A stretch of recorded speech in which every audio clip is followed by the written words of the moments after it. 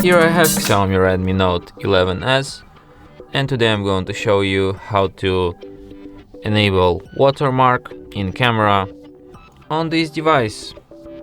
So firstly you have to open camera, then tap here, go to its settings, and then go to watermark. And here you can enable timestamp and also device watermark. And after that, every photo you take will be marked with its personal watermark. And that's it. Thanks for watching. If you find this tutorial useful, don't forget to hit that like button and subscribe to our channel.